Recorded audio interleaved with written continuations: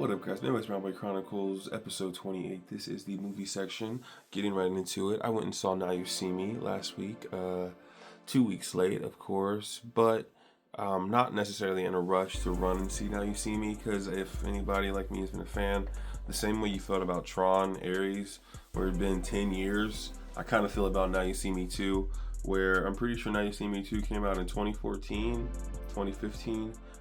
It's been almost 10 years for that one also, and Tron was 15, but yeah, it kind of puts a little bit of a stagnation on the idea and the prospect of running to go see a movie. That being said, I like Magic. It was fun. It was something to watch that actually had you kind of guessing and making sure you're watching what you're watching. Moments where they throw smoke and they throw cards and birds and feathers that turn into more magical moments, of course. So I couldn't take away that the movie was an amazing sequel from the second one. What I could take away was that I enjoyed the twist at the end that I kind of foretold myself reading about and thinking about an hour and a half into the movie. I like the mix of new blood with our old people. I will say this random side note about Jesse Eisenberg: even with short hair and I guess age on his face, he still looks like a baby face bitch. I love Jesse Eisenberg and everything he's done, and Zombieland's one of my one trilogies. Well, I guess you should just say series, I guess. But Jesse Eisenberg does not look older. It looks really weird. Dave Franco, Woody Harrelson, they all look older. I can't think of the other girl's name. I don't want to say Amy Adams. It's not Amy Adams. It's something else.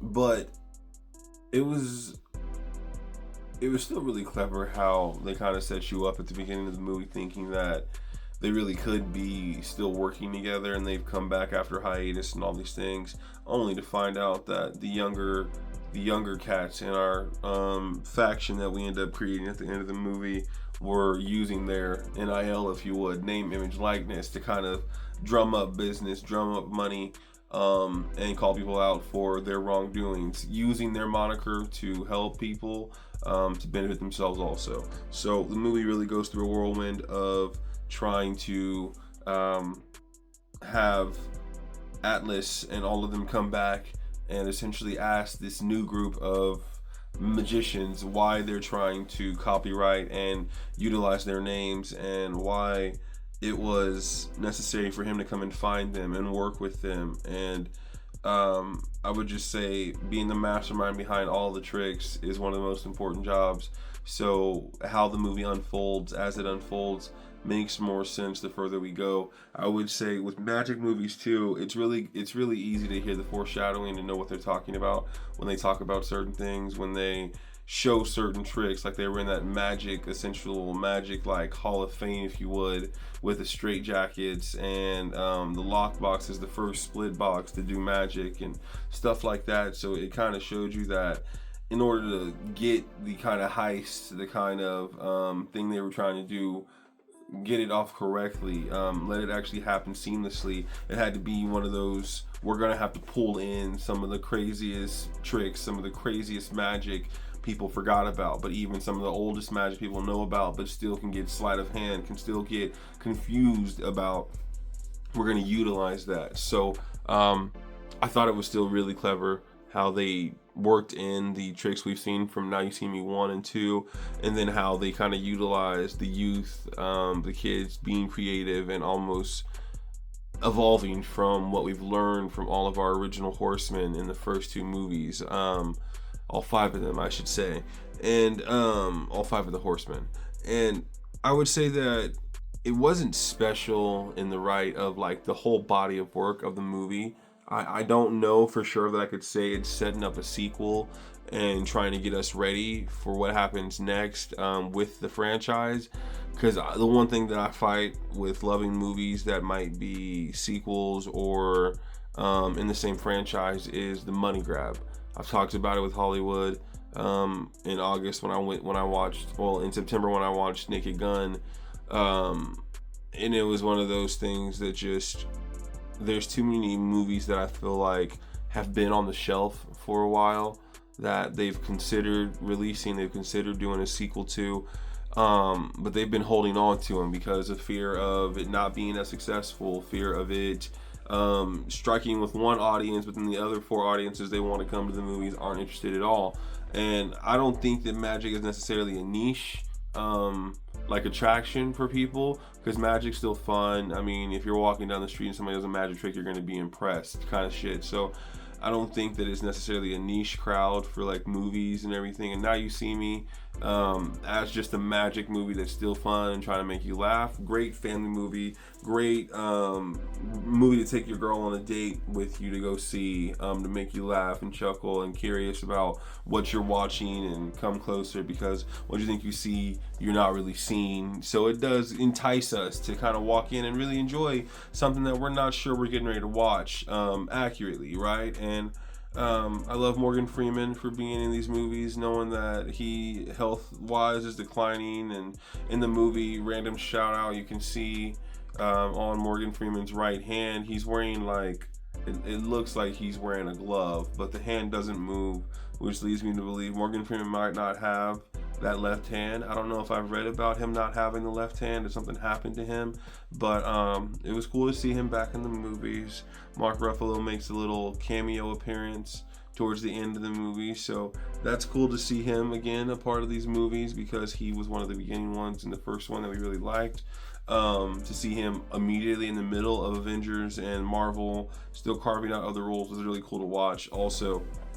But yeah, no, I leave you guys with this more than anything for Now You See Me, Now You Don't, the third one.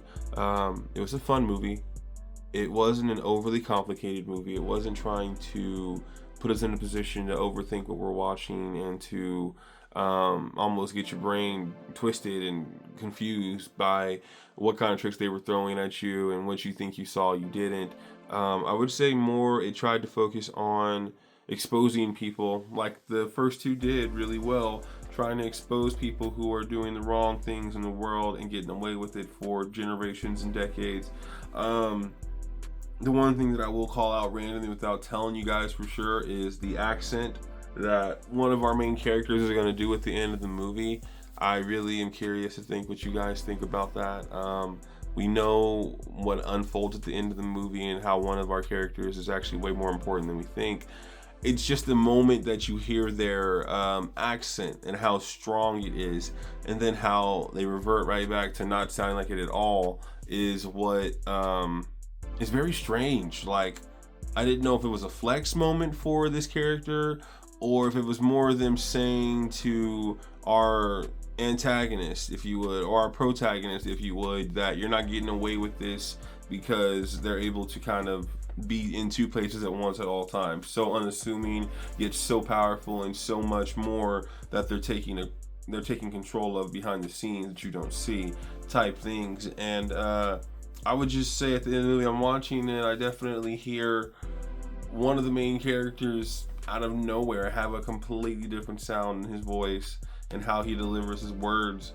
And it's not bad by any means. It just was one of those random moments that catches you off guard, where you're like, did you guys just want to plug in to where they sounded with they sounded really strong in this accent, and then scene not even 10 minutes later and they sound like a regular person? Like, what was the purpose again of that?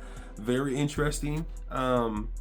It didn't hurt the movie by any means, as we're at the end of the movie at this point, so it's more just kind of unveiling pulling back the curtain, if you would, and showing us the truth about how the trick was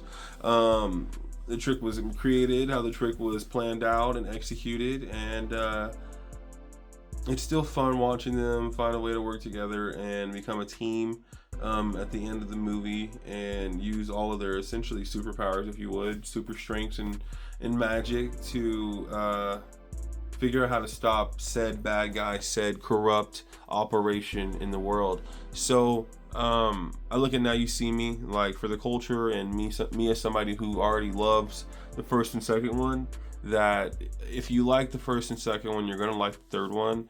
But don't go into this movie expecting it to be like out of this world wild with magic tricks. I'm honestly saying I don't think they added a shit ton of different new magic tricks.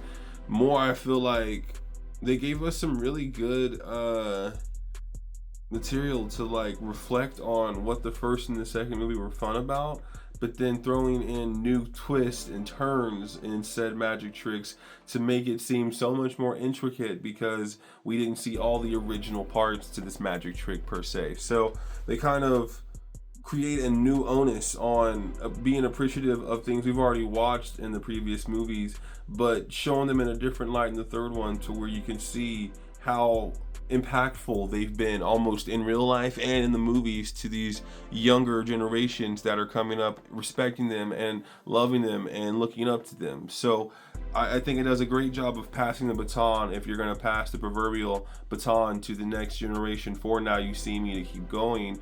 But that being said, I don't think you need to keep going and Now You See Me. I think you can go into a different kind of franchise with magic. Maybe keep the same young people we meet in this movie, but maybe not stay in the Now You See Me realm of the Four Horsemen and everything. Mix it up, make it different, because I really don't think we're gonna see Jesse Eisenberg and Dave Franco and Woody Harrelson and all them again, Lizzie Kaplan and all them again. I think they're probably done with these movies and are okay with moving on with their lives, kind of thing. So yeah, I wasn't going into this movie thinking it was going to be just so different than the first two, but I still went in with a mindset of make it enjoyable to still watch magic tricks on a big screen. Make it enjoyable to still keep myself second guessing and get a little on edge about random moments that are funny or conflicting. And they did really good doing that. So yeah, Now You See Me, Now You Don't, in theaters now. It'll probably be in theaters all the way up to Christmas, honestly, because we're in the lull of the end of the movie year, where at the beginning in January into February it's not that poppin'. Same thing at the end of November into December. Not trying to release too much content movie wise. They don't want to bring out their best hits for the end of the year when something like Wicked comes out or something like Avatar, Fire comes out, Fire and Ash comes out. Well, they know that it's just not going to matter after 2 weeks because those movies are going to essentially dominate the block and take all the money away from them. So Now You See Me, Now You Don't is definitely probably in the right pocket for it, because I don't think this movie would have done great really any other time of the year. I don't think it would have been great in the summer, in the spring, maybe in the spring when nothing was too big, but I think they chose a pretty good spot for it. So Now You See Me, Now You Don't in theaters now. Go see it. I give it a 6 out of 10, 7 out of 10. Really decent movie, fun for the family, fun time for a date you want to go on after a great night. But don't go in there thinking it's gonna just change your life and make you want to all of a sudden pick up a magic book. It's not. It's just really fun to watch. So enjoy that. All right, guys. This has been Midwest Brown Boy Chronicles, episode 28. This is such a fun thing for me to do. I am your Midwest Brown Boy, Jalen Brownford, signing off. Thank you so much for listening to any of my videos. If you've listened to any of them, giving them a chance, and if you haven't, go back and watch one or two. Just glance at what I like talking about, which is music, movies, TV shows, so on and so forth. And it's just something I really enjoy. So thank you so much again. You guys have a good Thanksgiving. I'll talk to you guys next week. Peace out. Love always.